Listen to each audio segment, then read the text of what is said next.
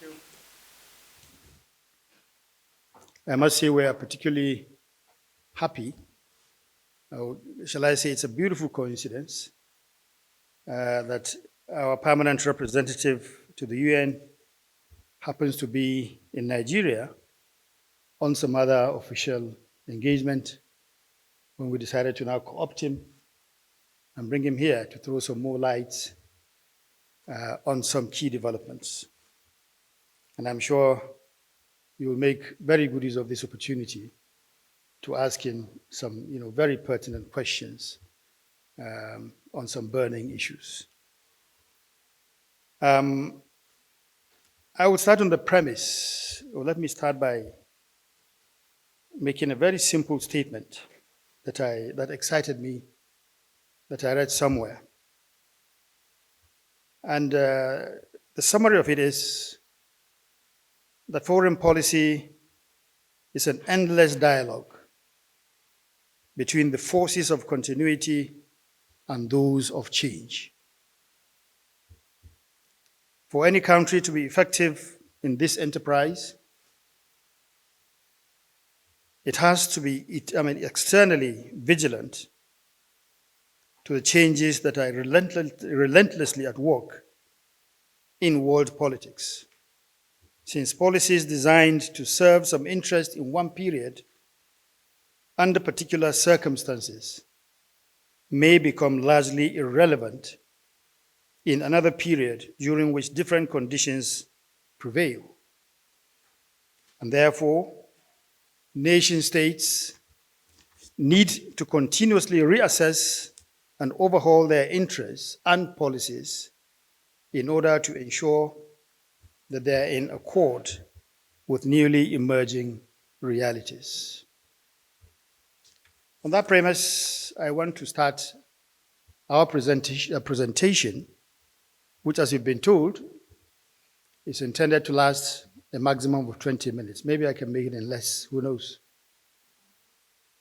But beginning from the beginning, it says there the status of Nigeria's foreign policy and international relations. What you have there is simply a definition of what our foreign policy is supposed to be all about. It's supposed to be in pursuit of our country's national interests in both bilateral and multilateral relations. What that means, in essence, is that our foreign policy is supposed to be determined by our national interests at all international fora.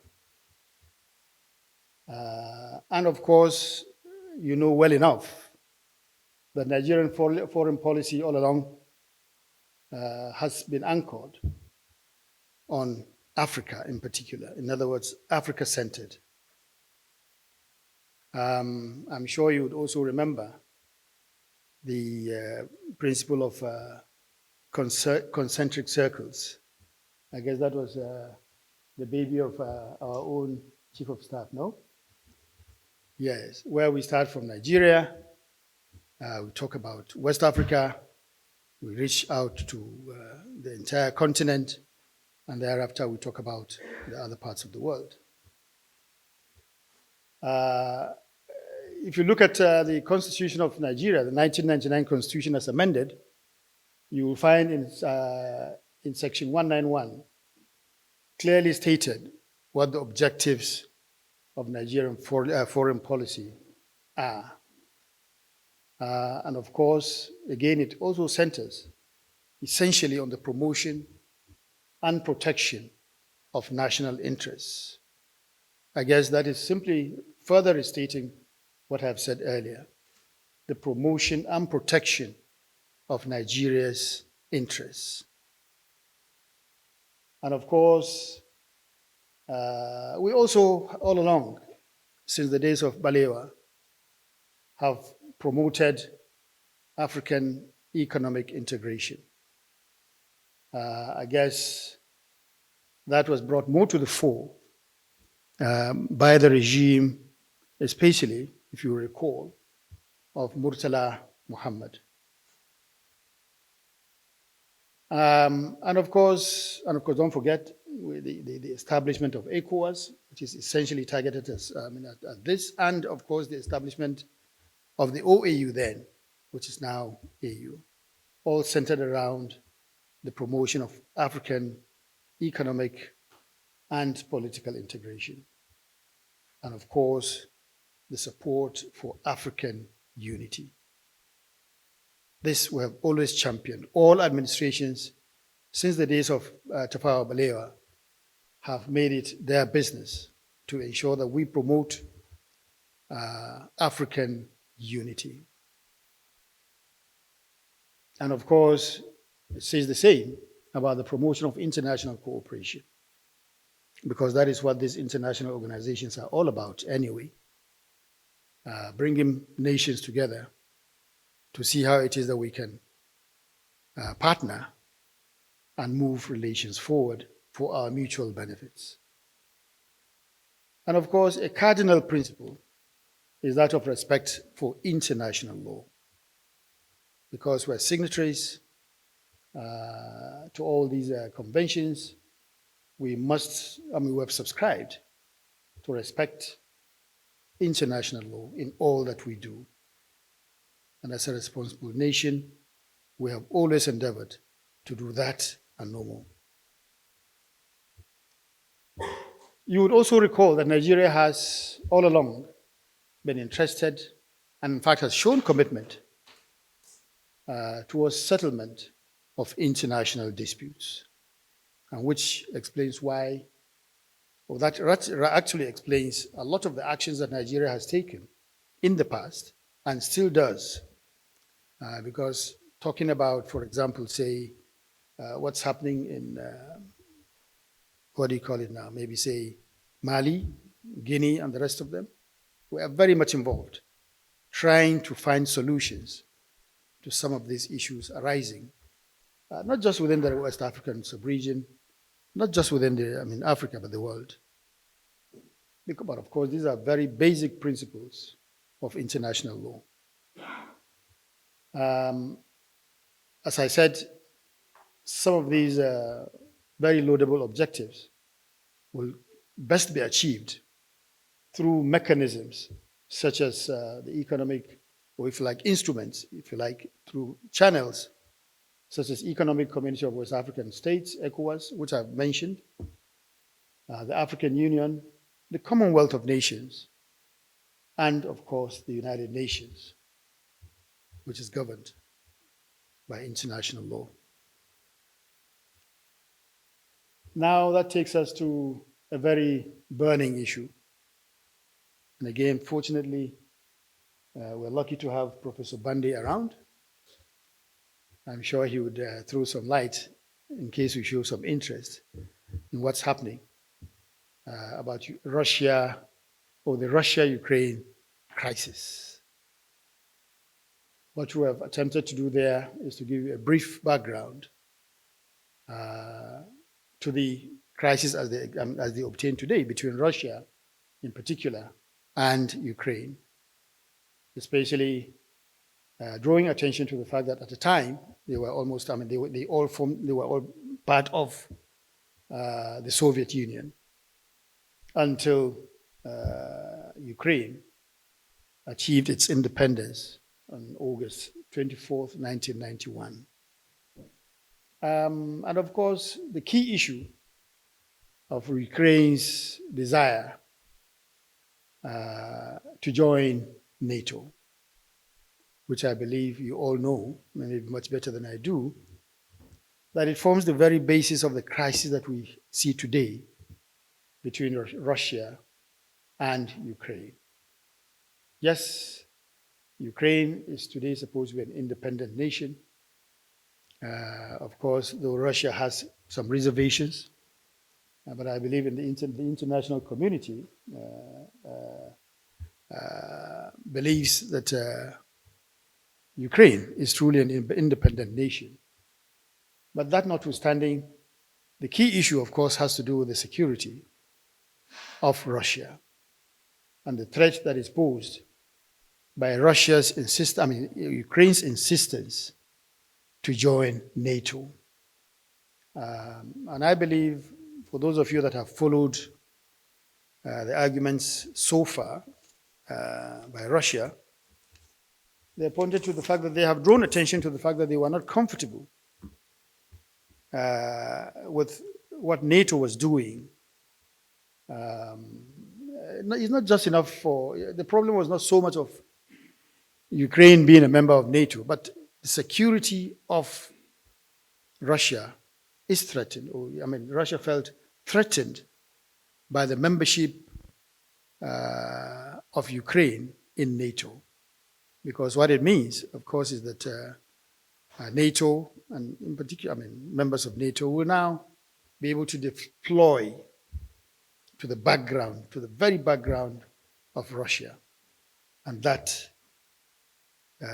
Russia was not ready to accept. We all know the politics behind some of these issues. And we probably wouldn't want to get dragged into them.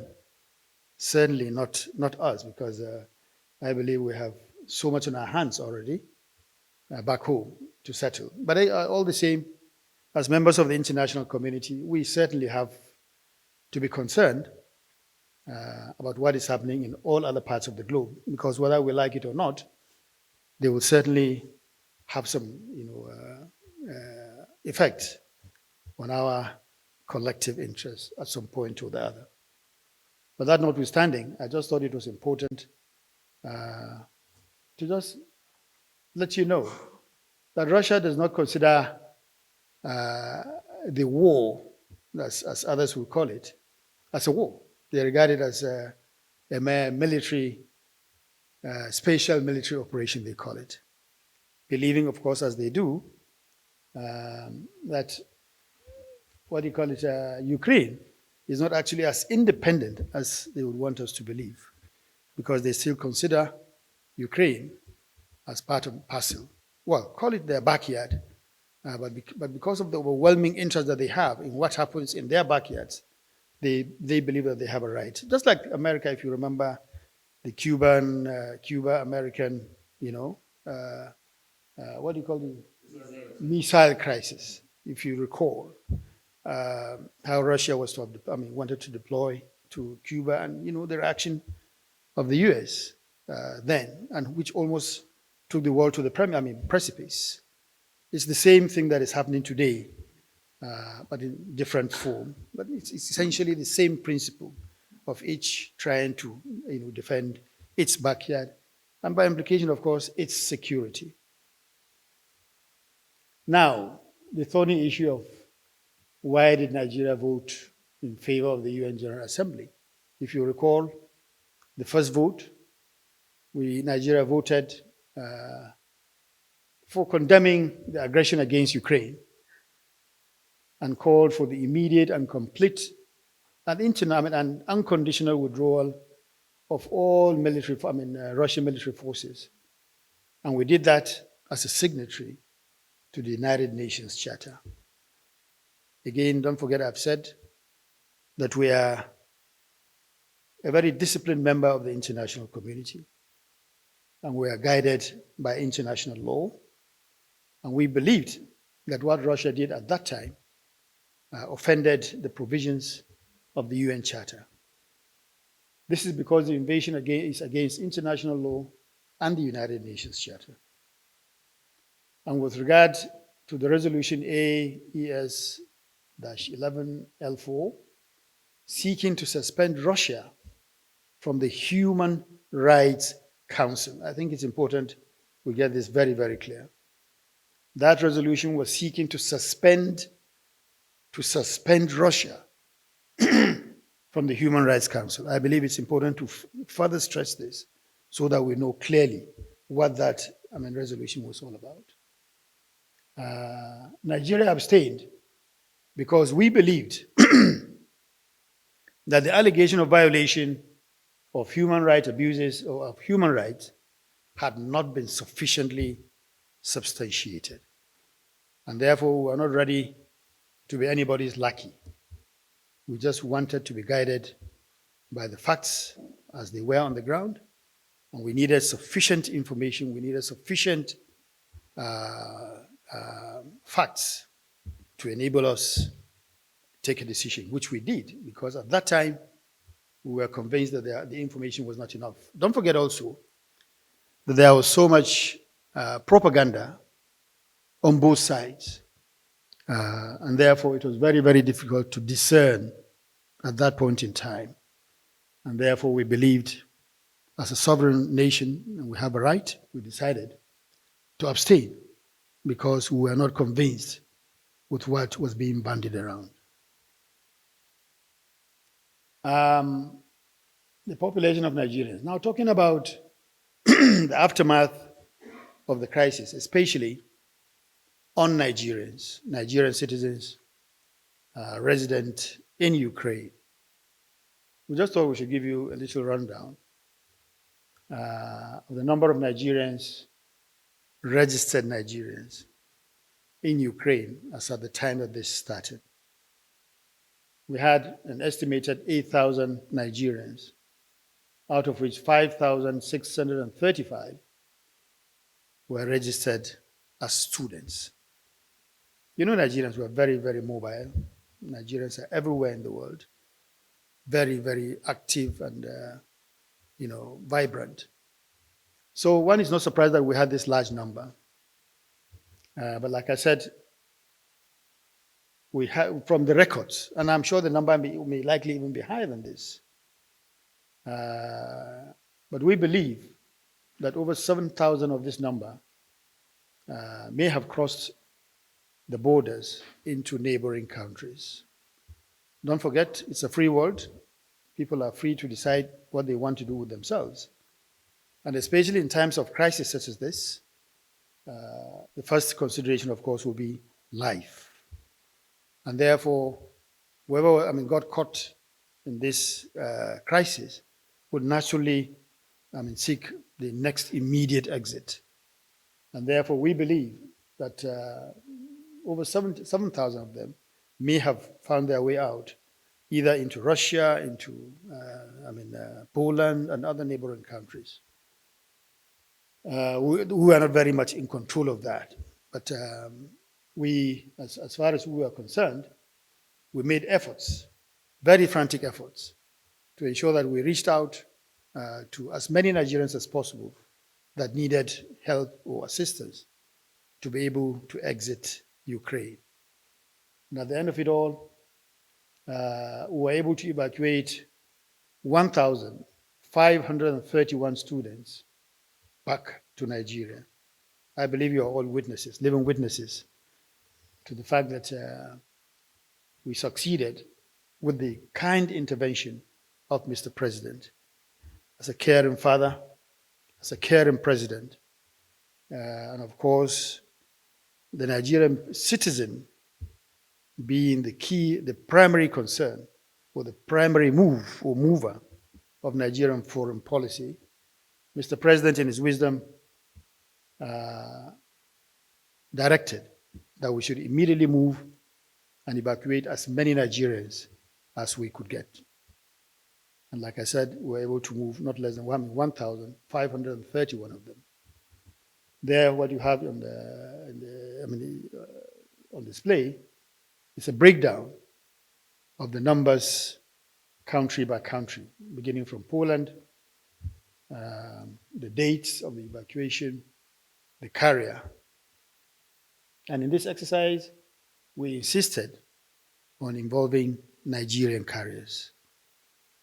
And you've seen from there that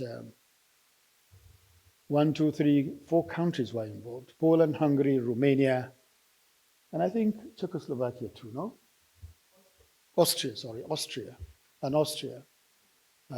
Maybe the numbers in Austria are very, very, very few. Maybe that's why we don't have them. Very, very small. But all the same, Austria was equally involved. Sorry? Where? 7 of them? Okay. And what you have there on the slide is the first evacuation flight from Romania on board Max Air, Her Excellency Safia Ahmad Nuhu, our ambassador to Romania.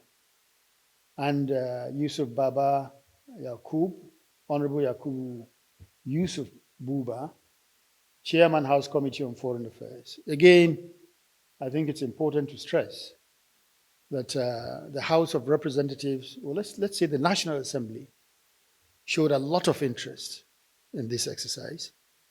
And therefore, they passed a resolution directing some members of the National Assembly, specifically the House of Representatives Committee on Foreign Affairs, to personally visit these countries and to, as much as possible, see for themselves how the exercise was being conducted. And that is why you see there the chairman of the House Committee on Foreign Affairs, who partnered with us and other agencies of government, especially the Ministry of Humanitarian Affairs, to ensure a hitch-free evacuation of these Nigerians.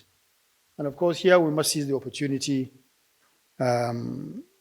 maybe to beat our chest and give kudos to our missions out there, our ambassadors and their staff, who had sleepless nights, ensuring that they coordinated this exercise at the other end, such that we had a very, very smooth operation. I want to even believe that this exercise is still ongoing, because we still have pockets of our citizens still coming forward to our missions, seeking assistance to either come back home or to even be assisted to settle in the countries where they have found themselves. Especially with students, quite a number of students have decided not to even come back home, not to even talk of other Nigerians who were there on their own and who decided that they were out there in search of greener pastures. And therefore, some of them said they were not interested in coming back now. They would rather make their living out there. Again, like I said, it's a free world. They have a right to decide what they want to do with their lives, provided, of course, that they are secured. Nigeria will be happy to assist them to settle in their countries of choice. Of course, local regulations permitting, because some of these countries have their different laws, and some of them have had to even put together some new laws to relax some of their regulations to enable, migrants to successfully settle. But again, it's an ongoing exercise. The doors are still open. If we have the right numbers from our missions, they indicate that there are enough Nigerians that are ready to come back home. We are still ready to do all that it takes to bring them back. Now, I'm talking about some key achievements by the ministry under this administration. First, of course, there is the election of Professor Tijani Muhammad Bande as president of the 74th session of the United Nations General Assembly. Quite a feat, I must say. And we are very, very proud that Professor Bande held the flag very, very high, especially that he came in at a very, very difficult time during the COVID-19 onset.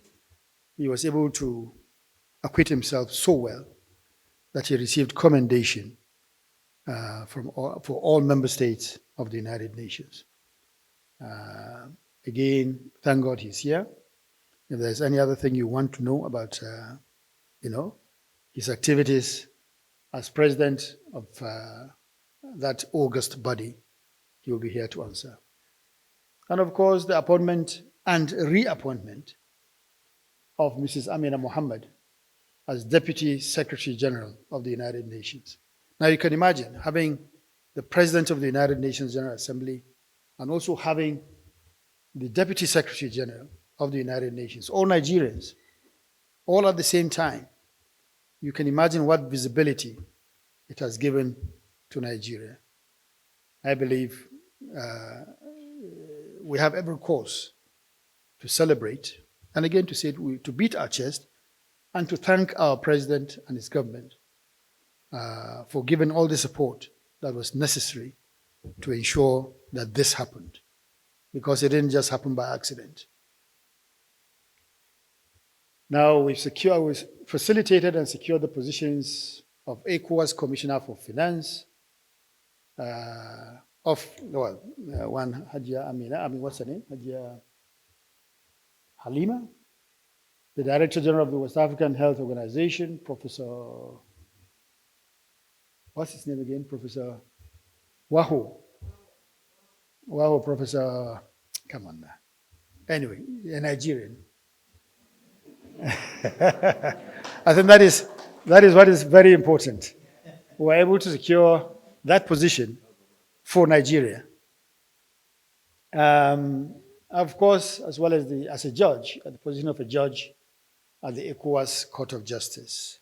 These are statutory institutions of ECOWAS, and to which we proudly were able to have a seat on this court. And of course, the big one, selection and adoption of Mrs. Ngozi Okonjo-Iweala as the DG of the World Trade Organization. You know what happened. You know how some very big ones almost scuttled our efforts. But we remain dogged, and with God on our side, and with all the renewed vigor and tacit support of Mr. President. I think it's very, very important for us to stress that with the tacit support, unreserved support, and encouragement of Mr. President, we were able to pull it through. And I keep saying, Nigerians were very religious people. We always also believe that God is on our side. I guess we can also say, as some Nigerians do, that God himself must be a Nigerian. So, we also have the election of Bankole Adeoye, Ambassador Bankole Adeoye, as AU Commissioner, Political Affairs, Peace and Security. Again, here we set a record. I am not sure it has happened before, where we scored, a candidate scored 100% at the level of AU. It was quite a feat. It's an achievement that has been unsurpassed. And I think we have every reason to congratulate ourselves and to be proud as Nigerians that we have a person such as Ambassador Bankole Adeoye emerging as AU Commissioner, Political Affairs, Peace and Security. It says a lot about the Nigerian and the Nigerian spirit, because Ambassador Bankole is simply, truly a Nigerian, because he exudes all the qualities, positive qualities of a Nigerian. Very, very brilliant man. I guess all that have worked with him know that this gentleman has a lot to offer. And he is also already doing Nigeria proud, flying the Nigerian flag at the AU. And you also remember, again, the re-election of Akinwumi Adesina as president of the African Development Bank. You remember how, again, some big ones, wanted to scuttle our efforts. But again, with the support of Mr. President, with the support of other friendly nations who were able to scale through.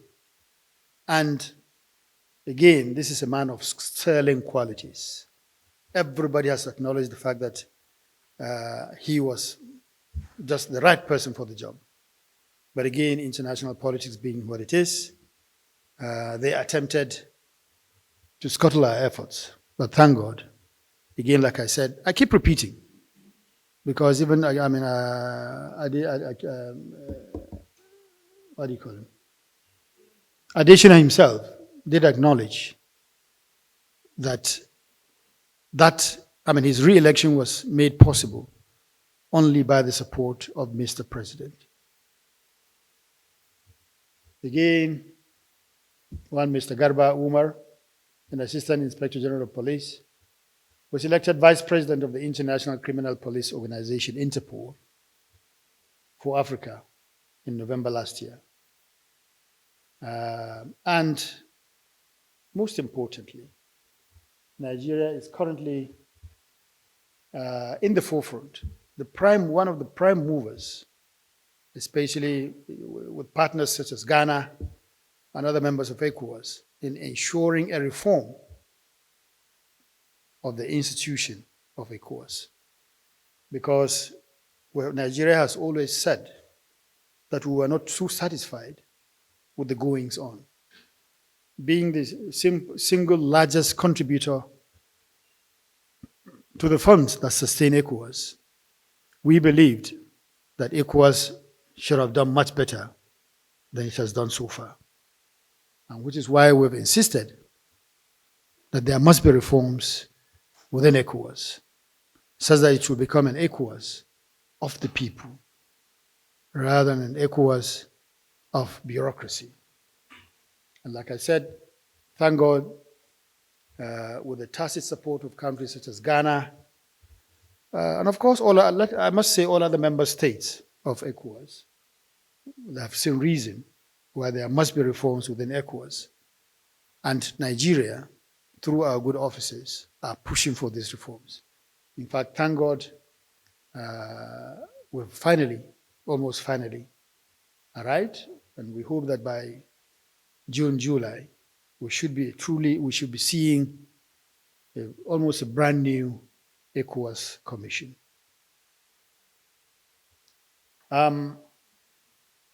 Ambassador Peter Emuze just got re-elected on the 13th of April 2022 as member of the UN Committee on Education, Social and Cultural Rights for the term 2023-2026.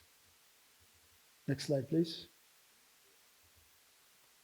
Again, Ugochi Daniels appointed IOM, that is International Organization for Migration, Director General Operations, again September 2022.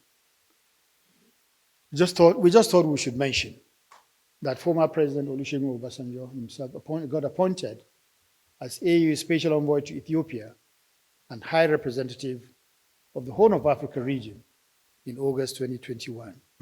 Again, all we're saying there is highlighting the fact that Nigeria continues to give the lead on the continent.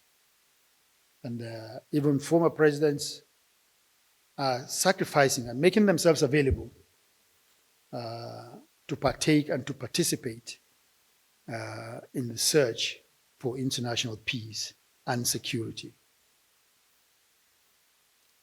We facilitated the evacuation of thousands of stranded Nigerians during the COVID-19 pandemic from different parts of the world. I believe you recall that during the onset of COVID-19, is Bolaji here? He's not here? Okay. But during the outbreak of COVID-19, again, because of our interest and commitment to the Nigerian, we ensured that we evacuated Nigerians that were willing to come back to Nigeria. I honestly don't have the figures right away, but I do know that we evacuated hundreds and thousands of Nigerians back to Nigeria. We didn't make too much noise about it at that time, maybe because we felt we were simply doing our duty and we didn't have to make too much noise about it.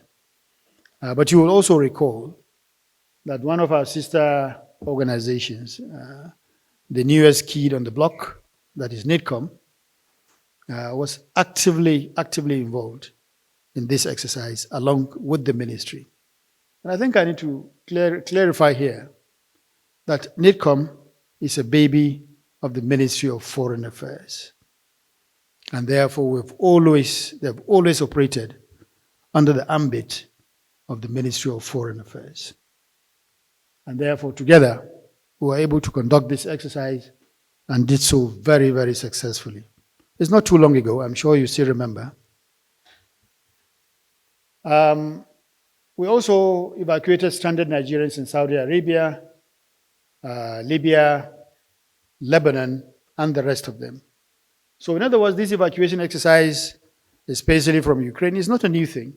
We have done it before, but without making too much noise about it.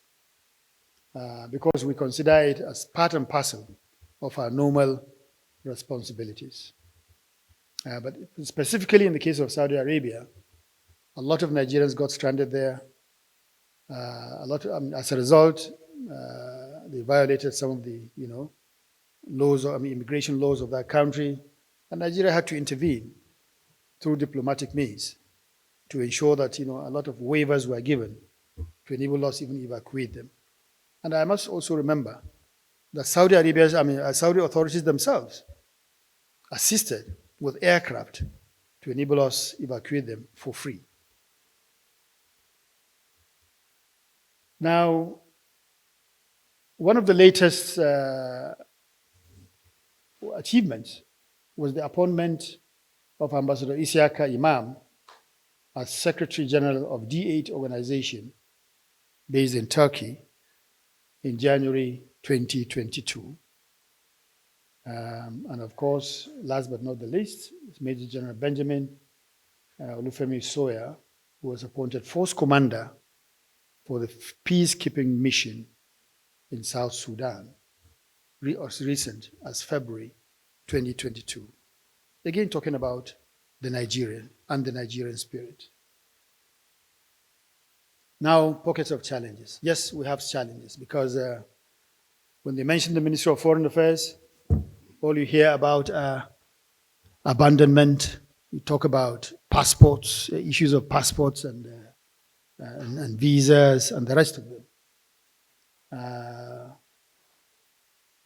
I guess a lot of Nigerians even forget that issues of passport and visa are actually the responsibility of the Ministry of Interior, not essentially that of the Ministry of Foreign Affairs. But because we're housed together outside, in our missions, and of course they operate under the ambit of the Ministry of Foreign Affairs out there, the normal tendency is to always blame the Ministry of Foreign Affairs. Yes, we are ready to accept it because, come to think of it, we're all together. We're all in it together. And we all service the same government and we service the same Nigerians. And therefore, we are not shirking responsibility. Yes, a lot needs to be done to ensure improvements in these processes. And that we're already doing in close collaboration with the Ministry of Interior.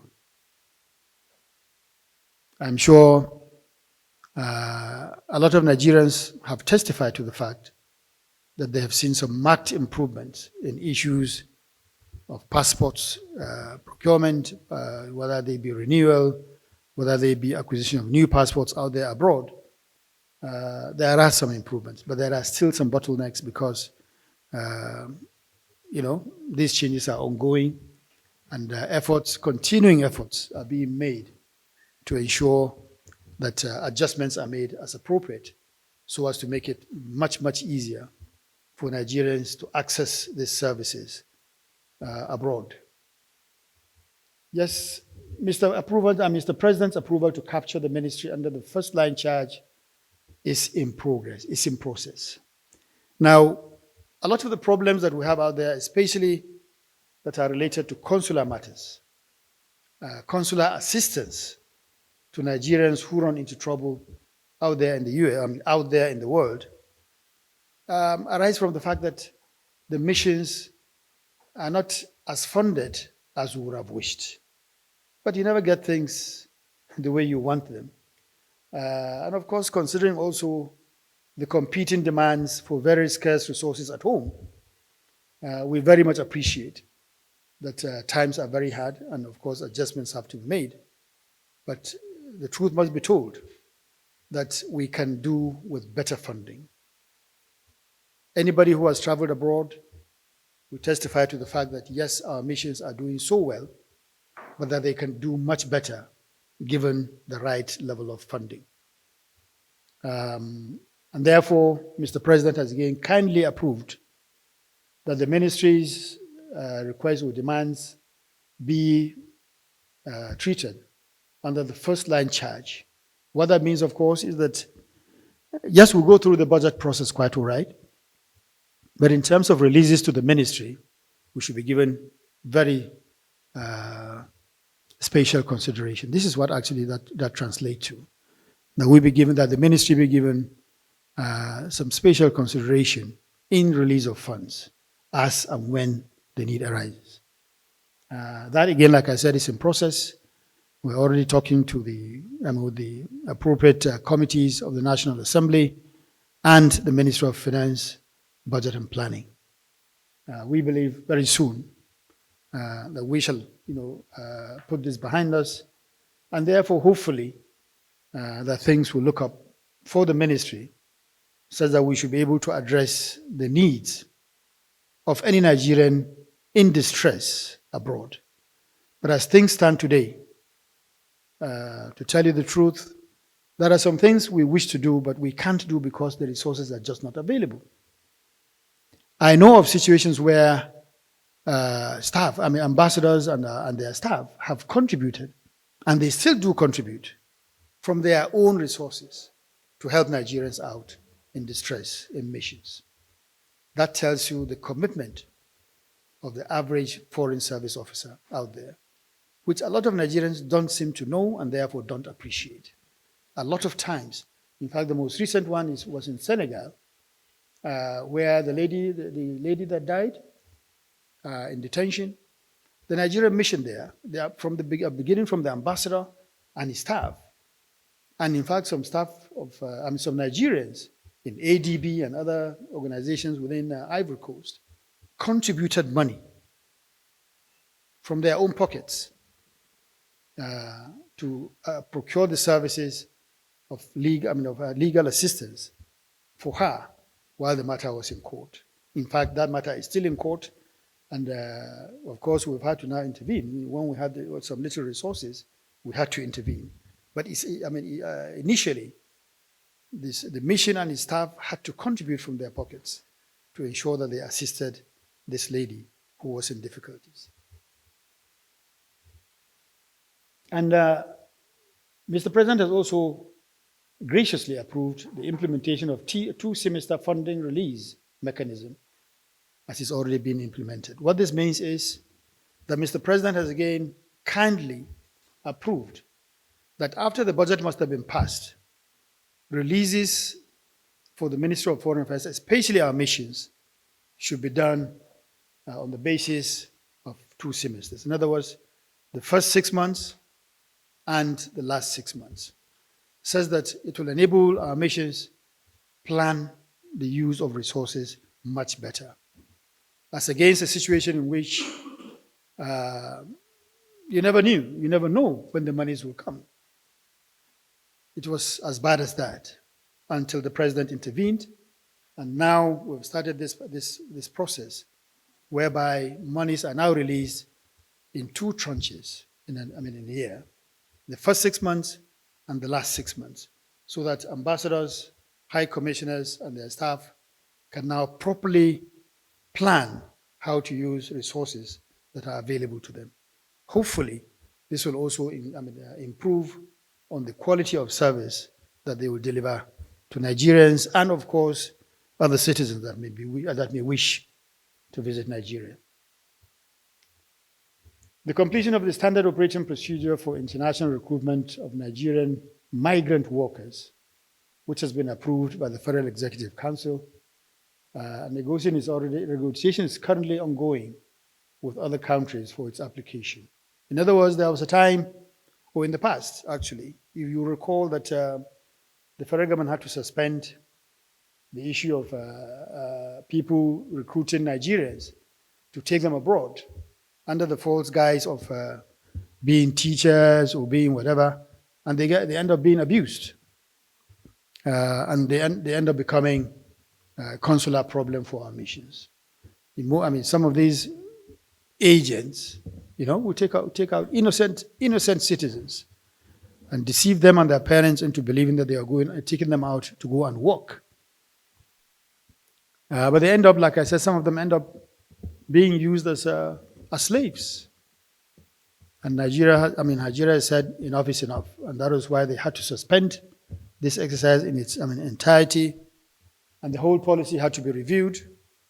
I guess with the Ministry of Labor, Humanitarian Affairs, and all others. We put our heads together and came up with a new standard operating procedure to ensure that these agents are closely monitored and that this exercise is properly conducted in such a manner as to ensure that Nigerians or innocent Nigerians are not unduly abused in the process, because we believe that there should be labor mobility, and therefore we encourage Nigerians to go out there in search of the greener pasture, but let them go through the proper channel. In collaboration with other MDAs, the ministry has activated the provisions of the ECOWAS protocol on the free movement of persons and goods and services to protect Nigerians living in West African states. Again, this is one area of a problem between us and other members, some few members of the ECOWAS region. But again, like I said, we have activated the provisions of appropriate protocols to ensure that we allow free movement, especially of Nigerians, because Nigerians, again, we're very mobile. We encourage Nigerians to go out there, provided, of course, that they do it according to law.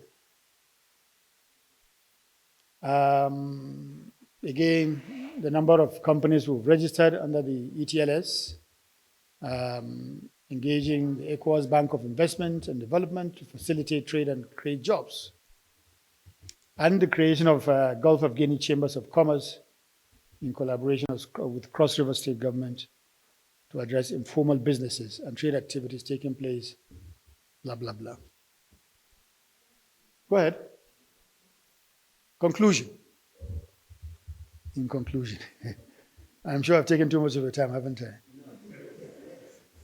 Yes, it says clearly there that I wish to reassure you of the ministry's commitment to continue to initiate results-oriented development foreign policy and promote investment potentials in the various sectors of the economy in line with Nigeria's inclusive development aspiration in promoting this. And Nigeria intends to collaborate with other MDAs to attract foreign direct investment and enhance Nigeria first to protect the interests of Nigerians wherever they find themselves in the world.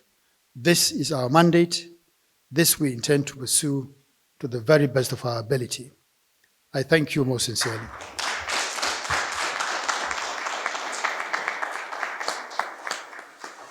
Mr. Don Bosco talked about free movement within ECOWAS. If it's making any, did he say, if it's working? Yes, it is. Don't forget that this free movement is not saying you go through illegal borders. We're talking about free movement through recognized borders. We are talking about free movement through recognized borders. And some of the people you are talking about, who may come in with some ulterior motive, will normally not come through the regular borders. And of course, you also know how porous our borders are, the borders between us and our neighboring countries. We're talking about thousands of kilometers of borders. But again, we are already mounting joint patrol operations with these sister countries to ensure that we arrest some of these people that you're talking about.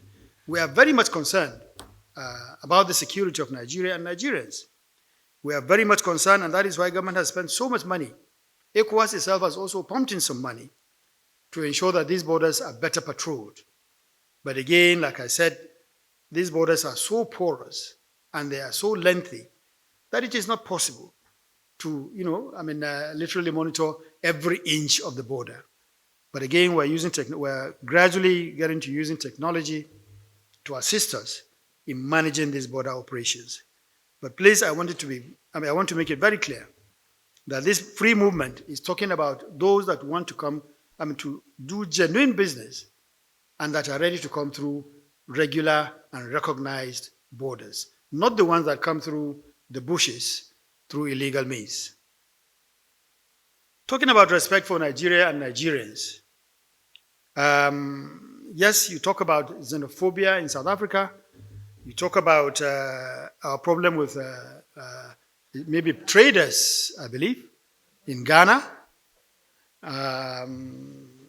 Yes, the issue of, starting with Ghana, for example, I'm aware that the Minister of Trade, Industry and Investment is already has gone very far in this regard, with us, of course, in conjunction with us. We've visited Ghana, I think about not less than 3 times. They have also been here, I think the same number of times.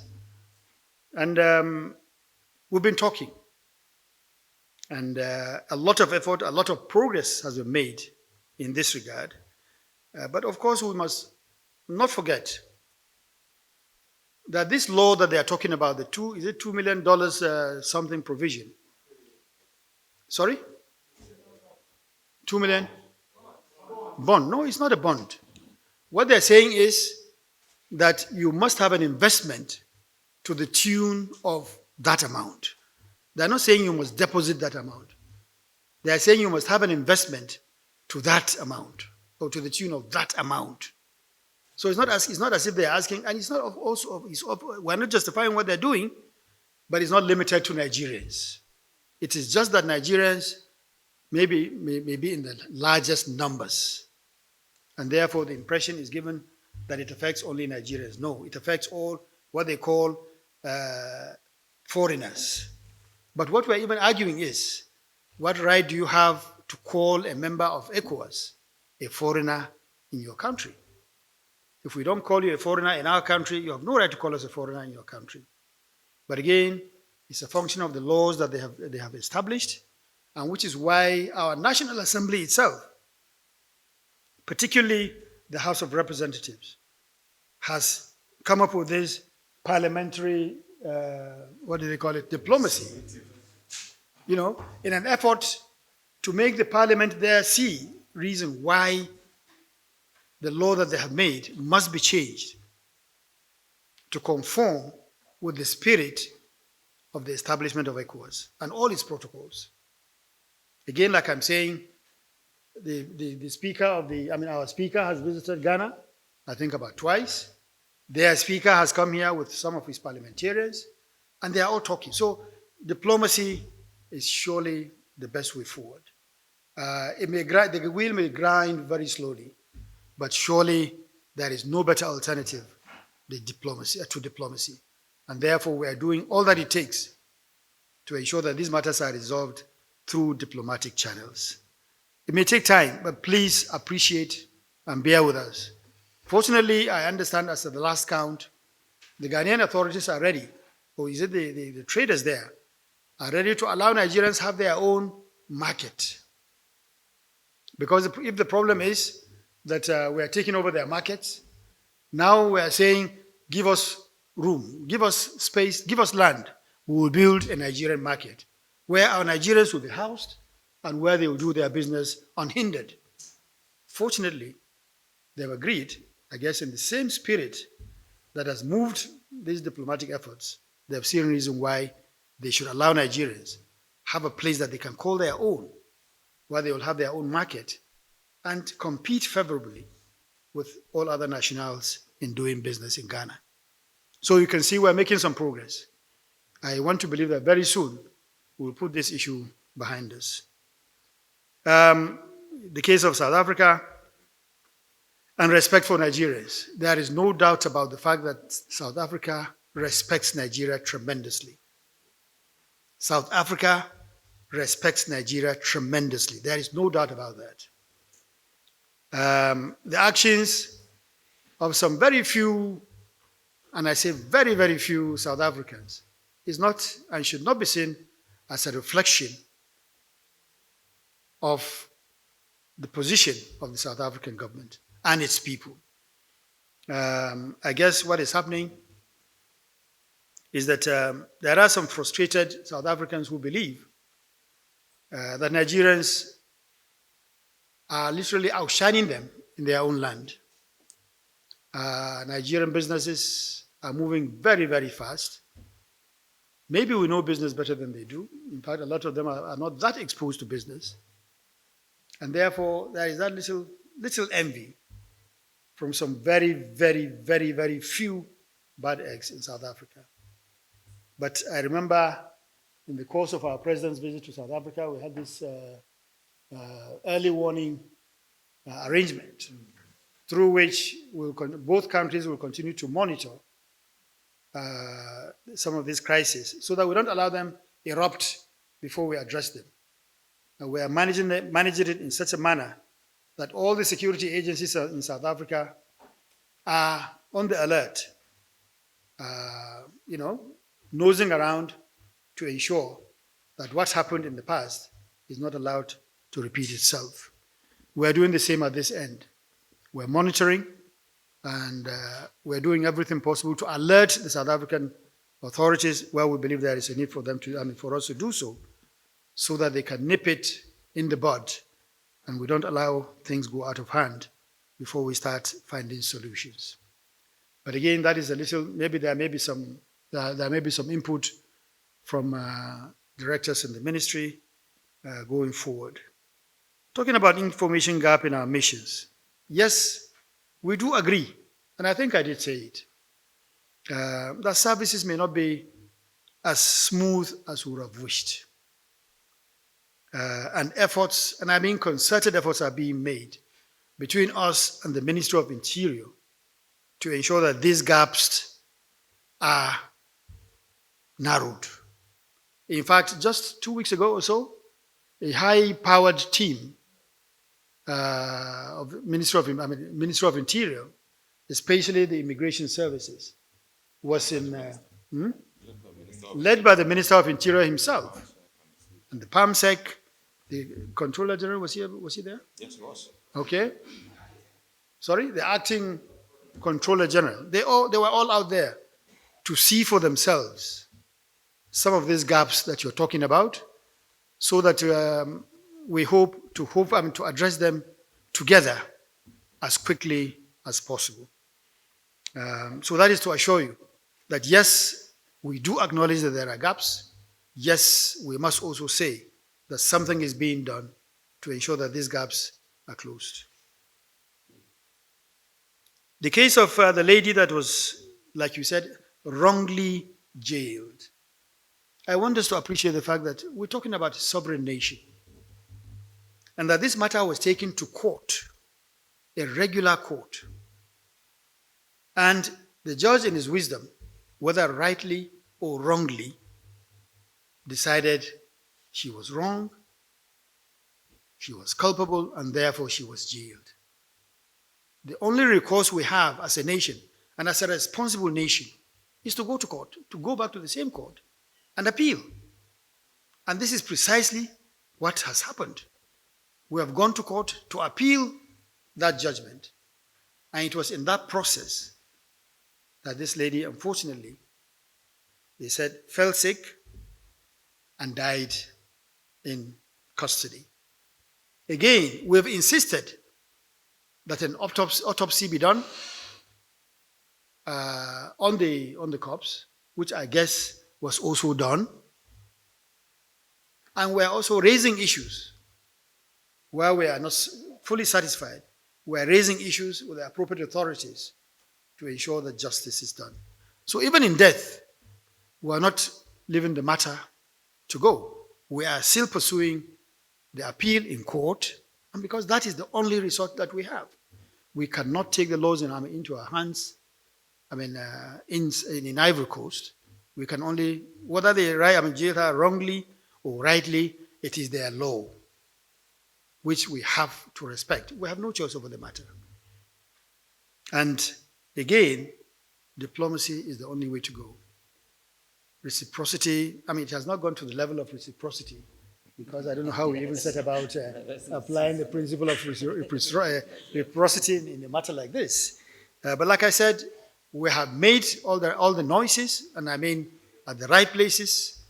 We have complained, and we're still complaining. We're insisting on justice, that justice be done for this lady who died in detention. And we're leaving no stone unturned.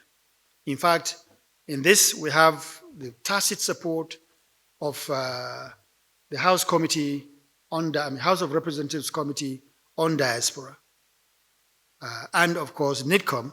We're all doing this together. And lastly, the issue of the UN resolution. Any regret? No regrets whatsoever for what happened, because we believe that we voted rightly at the time that we did. But again, the final details you'll get to hear from our permanent representatives who was there when it happened. Evacuation, yes, like I said in my little introduction, it is an ongoing exercise. We still have some pockets of Nigerian citizens coming out of Ukraine in bits and pieces. But again, it's their free choice. They are free to decide whether they want to come back to Nigeria. Where they indicate interest to come back home, we will certainly, and I mean certainly, ensure that they're repatriated to Nigeria at government expense. But where they choose to remain there, we also have a responsibility to assist them to settle in pursuit of their legitimate, and I mean legitimate, aspirations, and especially education. And that we're also doing, I know, very much in that regard, because our missions have been directed, and they already are making efforts to assist those that have indicated interest in continuing their education in the countries that they've found themselves.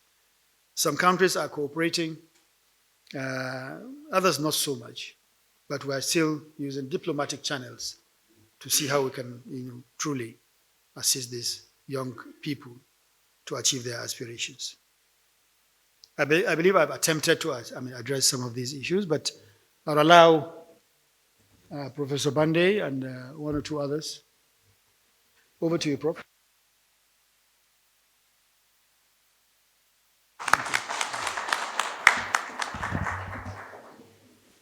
Thank you very much, sir. I think I'll be very brief. There is absolutely no reason to regret our decision to abstain. There are several choices to be made. One choice would be not to even vote at all. And Nigeria has never refused to vote. We always want people to know where we stand on any matter, because our position is that as a country that is a leader on the continent and in the world, however difficult it is, our views must be heard. Now, in the context that the Honourable Minister of State has indicated, one, there was already ongoing investigation as to whether human rights violations have occurred. And normally, it would have been allowed to conclude, and then decisions could be taken either way one wanted. And that was one issue. The next issue was the implication, already the most important resolution in relation to the Ukrainian-Russian conflict had been stated very clearly. As far as Nigeria was concerned, there was an invasion and Russia was to leave. This is the position. Now, as this was unfolding, to begin to say, let us follow Russia wherever it was located and oust it out on the idea that it was not qualified to sit on the council. So long as it's a member of the assembly, which it is, you cannot simply go around to say it must live where it has been legally elected. There is provision for that to occur by the assembly. And Nigeria, convinced that there was an ongoing process to know whether that was true or not, didn't want to yield to pressure to simply say follow anything anybody says because it's Russia. Because we have to be very clear. Tomorrow, Somebody would simply say, you have a dispute with the neighboring country, A, B, C. You should not therefore be in a place where Africans have elected us to. I think this is why Nigeria took the position as it did. This simply was the reason. And we voted for Nigerian reasons, not because of anybody's pressure at all. Thank you.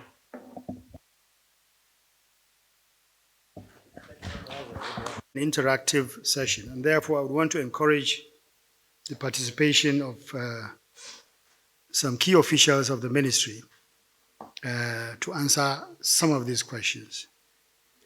But let me address particularly the issue of the question by Felix on the AU, where the Ukrainian president, you said he has indicated interest in addressing the AU.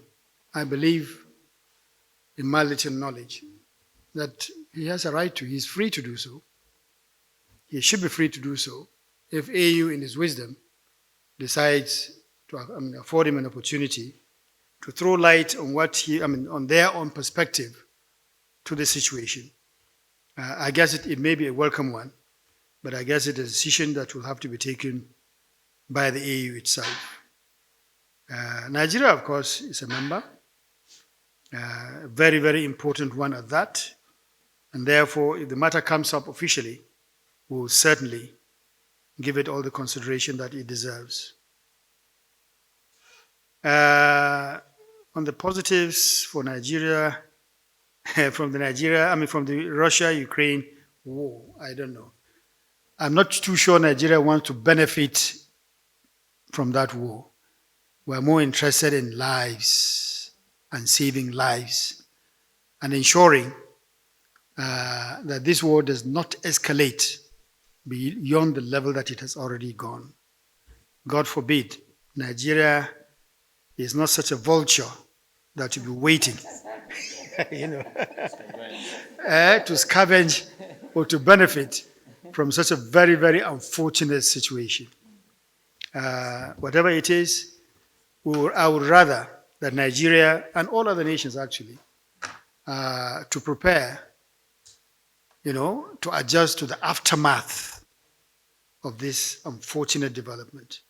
We should be more interested in putting our house in order to ensure that the fallouts do not affect us too negatively. We need to think ahead and start planning.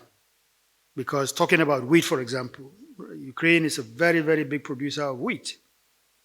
Nigeria also buys a lot of wheat from both Russia and Ukraine. Sorry? And fertilizer.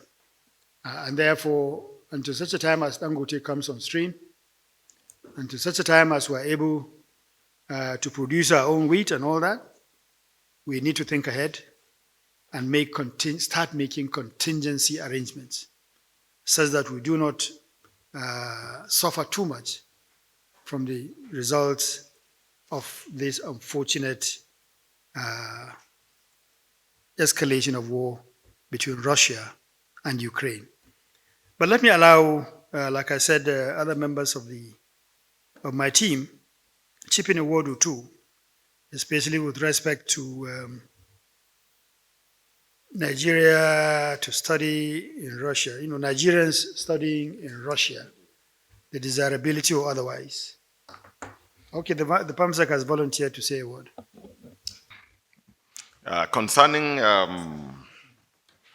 Russia offering admission to Nigerians to study in the universities, one thing we need to understand is that for now, our relations with both Russia and Ukraine are absolutely intact.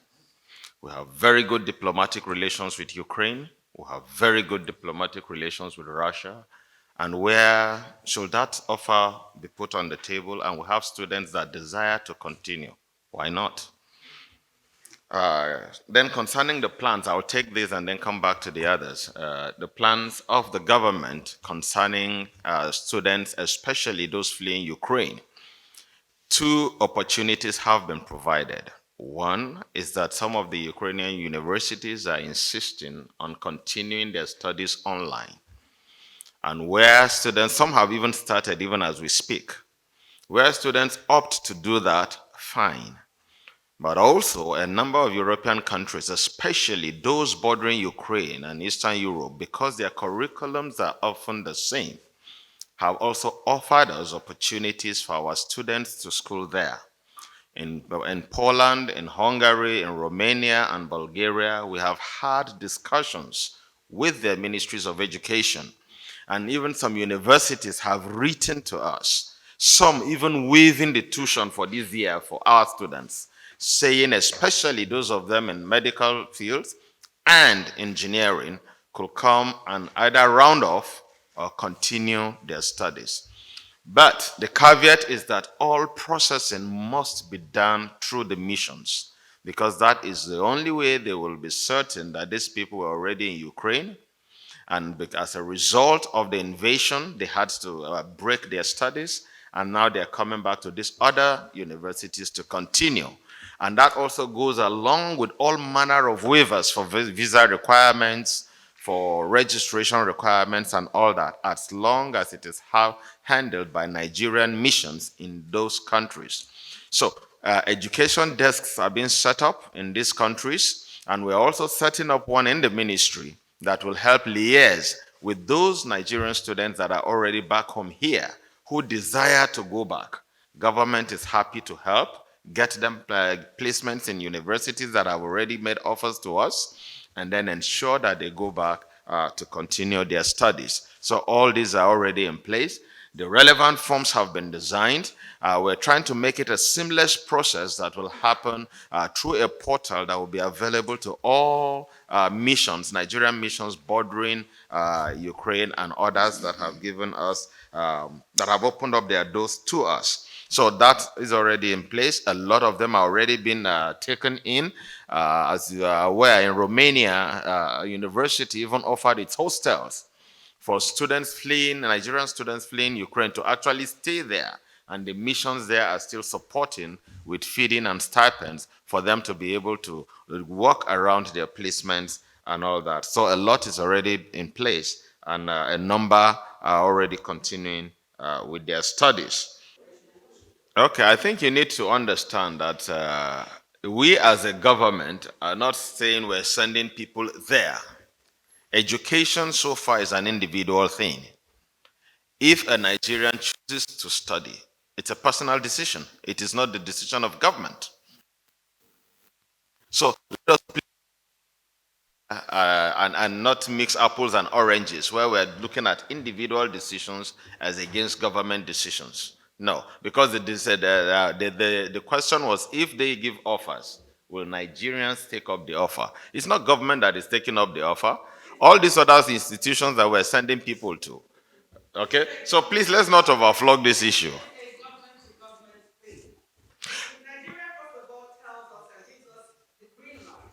I'm not aware that we have a government offer. I'm not aware that we have a government offer. I've not seen it. No. We are not aware that we have a government offer, a government to government offer on education. No, we are not aware. Okay? We are not aware, and I don't think it is documented anywhere that there has been a government to government offer. So there is none for now. So let's not overflog the issues. Your Excellency. Just to say,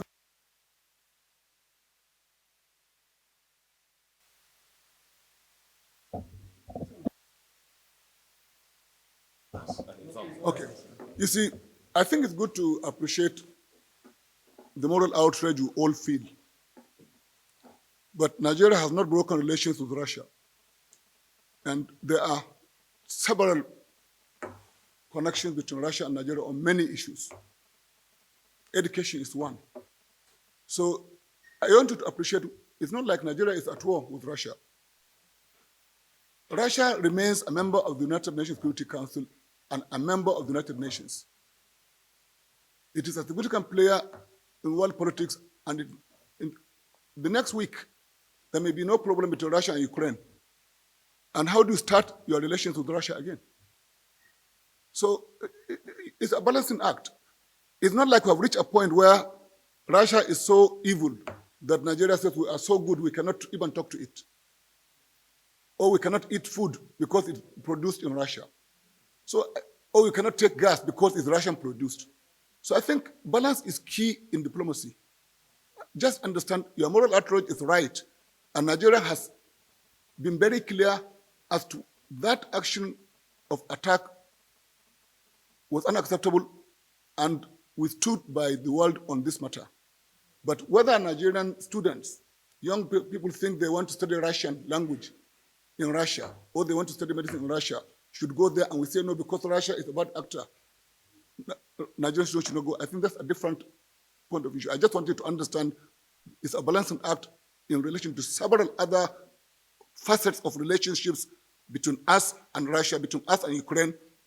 We have had a lot of disputes with the United States, but we have never said Nigerian students should just leave.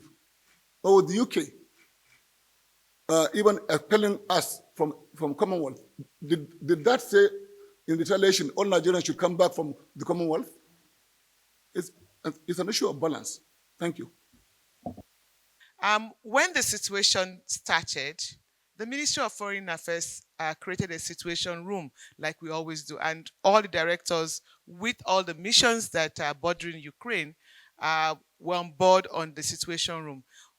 On the issue of Russia, our mission in Moscow set up all the necessary apparatus. Buses were made available just in case any Nigerian will cross over to Russia.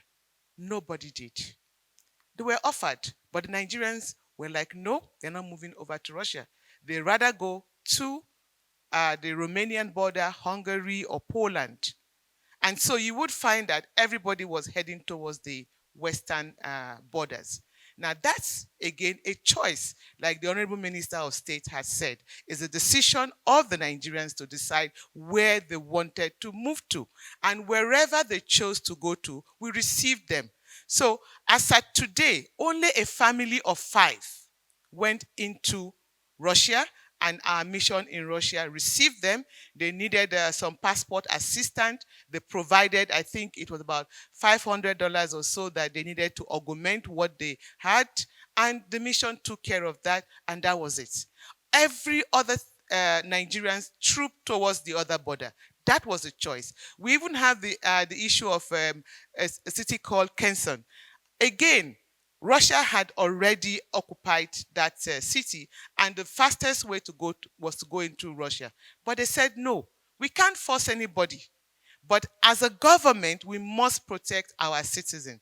The latest information from Romania is that the students who opted to remain in Romania rather than return to Nigeria on the evacuation flight have reached out to the embassy to say, we need to have our clinicals done, because they are having their classes online. The ambassador herself approached the Romanian government to say, our students are here, they are having their classes online. How do they access the hospitals? And the Romanian government said there's a language barrier. They do not speak Romanian language. So first and foremost, they need to understand the language. So the procedure right now is they need to find a way of entering into the program of the Romanian university, go a year backward, because again, you must learn the language. As a medical student, without practical, then you cannot come out as a doctor. So that is Romania. That is the government offering. We had situations whereby they came in, immediately they waived their visa process. People who normally would have given you a stamp of a couple of days just said, okay, these are students, how do we get them in? Back again to Russia. Do not forget that we even have Nigerians studying in Russia. We've not been talking about that. They have not been expelled from Russia. They're still there, studying. And we even have Nigerians on scholarship in Russia, because, again, those are the processes that have been ongoing for years. So, as our permanent rep has said, diplomacy is the way forward, and we'll continue to use it. But Nigerians have a right to decide where they want to go to, and as a government, there is freedom of movement as enshrined in the Constitution. So wherever they choose to, it's their choice. If the student decide to go to Russia and take that opportunity, again, the choice is theirs. Thank you. Yes. It's like you knew what I was going to address. My name is Ambassador Samson Itebuji. Um, the permanent representative of Nigeria to the United Nations had said it earlier. Nigeria does not sit on the fence. We don't do that. We always pronounce on issues. By the way, when you abstain, that is a vote in the United Nations. You are not sitting on the fence. And the reason why we abstained is contingent upon the fact that the outcome of the investigations of abuse of human rights, the outcome has not been determined yet.